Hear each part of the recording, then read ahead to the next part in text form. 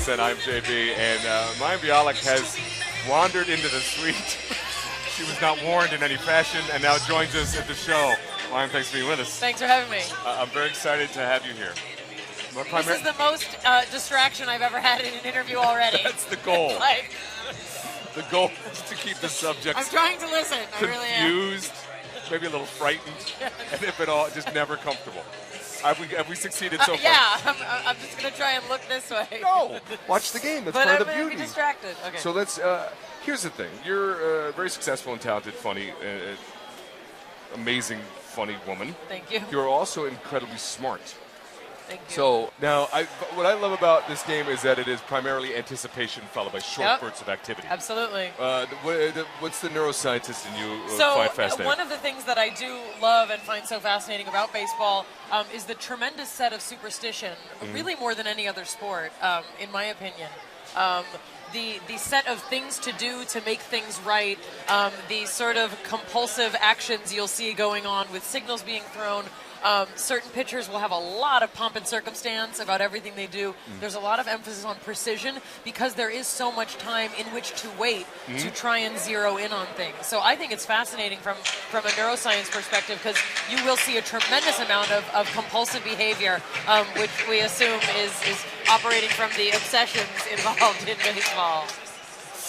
Find that on another baseball show. That is just awesome. So, that was incredibly well said. Brandon Belt just got hit. Is that what happened? So he got hit in the hand. So let's break this down. He's squatting now. Now, is squatting going to help him with the pain in any way? Making yourself in a small position when you are wounded is something that most animals do. Yes. It's true. Also, rubbing it increases blood flow to the area. What? Okay. Like when you bump your elbow and your mom rubs it.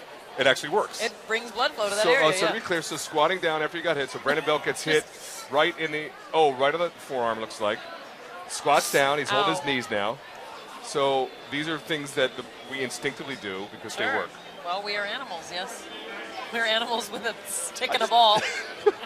I know. It's amazing how many different ways we've turned moving a ball somewhere into sports. Oh yeah. Well. Are there neurotransmitted ways for reasons we do that? No, not that I know of, but I was raised with more stories of stickball with a broomstick and a Spalding on the streets of the Bronx. Now, is it part of the reward system, maybe? Sports has a huge kind of reward system built into the entire mechanism.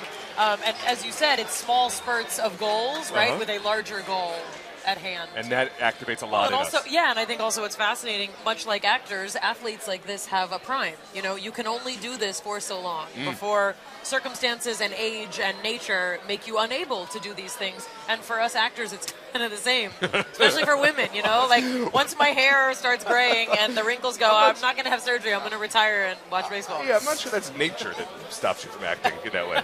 I don't think that's the nature part. All right, so let's Kung Fu Panda's up at bat right now. Pablo Sandoval seems to have a lot of ticks, digs in, hits the bat, hitting. Sets. I'm sure there's a certain number of times and a certain amount of spacing of time between hits of the bat that he does. Okay. It's probably a pretty predictable pattern. So here he goes to settle out now. Oh, he's going to walk over. You get the glove. He's going to do. I'm sure you could see him do a very similar pattern probably each time. He's going to retighten. No real reason to retighten the gloves, I don't think, right? They probably didn't loosen much. Exactly. That is a fixed action pattern he's designed. There we go, a little lean. Here it comes, tap it, smash it. There you go. And then he got him leaning the other way. That's it. That's how it goes. There's probably a whole set of things in his brain now. What he should have done. That's it. I'm bringing all my game film to your house, by the way. We've discussed you have a PhD in neuroscience. Okay. Start, bench, cut, these three brain parts. Oh, okay. The hypothalamus, okay. The medulla oblongata, and the frontal lobe. You need them all, I promise. We're going to start with the medulla oblongata. You do. I don't. Yeah, that's super important for breathing and your heart rate, and that's what you got to start with that. We're going to go ahead and bench the frontal lobe because the frontal lobe is in charge of impulse control and stuff. That's kind of fun to bench. It's going to make life really interesting. I dig it. And since it was the subject of my thesis, go ahead and cut the hypothalamus. Perfect. Hypothalamus has a bunch of nuclei that regulate a lot of really important body functions. Not in our game, it doesn't. All right, stay with that PhD theme. Start, bench, cut these 3 neurotransmitters. Dopamine, Okay. serotonin, epinephrine. Okay. Let's start with dopamine. That's the drug happy one. Okay. That's the drug happy one. We'll go ahead and we'll bench epinephrine. It gets in the way. It's makes you excited and too anxious. And let's go ahead and cut serotonin and put everyone on Prozac and make the pharmaceutical companies happy. And finally, you have a cookbook. You live a vegan lifestyle. Yep. Start, bench, cut these 3 vegan staples. Quinoa, avocado, and cheeses made out of nuts. We're going to start with avocado. Okay. It's one of the healthiest sources of fats and proteins, really good fats. It's a great fit. It's like a perfect food. I'll go ahead and it's hard. This is a hard one. Thought I might. I'm going to bench quinoa. Okay. I mean, I like quinoa, but it's a little bit, it's temperamental. It needs to be benched. It's a moody food. And I will cut cheeses made from nuts only because people don't understand them. But I will stand by them. As a follow-up, how do you make cheeses out of nuts? So if you take any nut, almonds, walnuts, cashews, if you soak them in a bowl of water for about 6 hours and put them in like a blender, they whip up to a cheese consistency, and you can add garlic and herbs and anything you have, and it'll taste like ricotta-ish. Cheese is made out of nuts. Yep. My bialik start, bench, cut. Your first topic,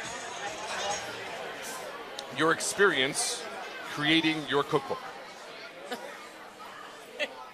Oh, there you go. It was Cracker Jack. Cracker Jacks are vegan. They are. Really? True story. Educational.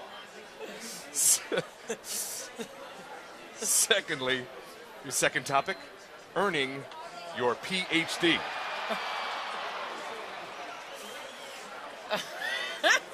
Oh, shit.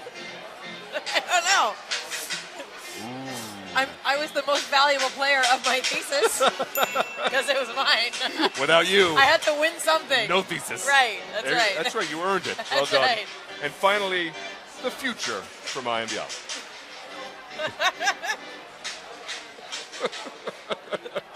Who knows? Who knows? Maybe there'll be cheeses made out of nuts. That's my bialik. I don't usually wear makeup. This is just for you. Thank you. Well, I'm quite flattered.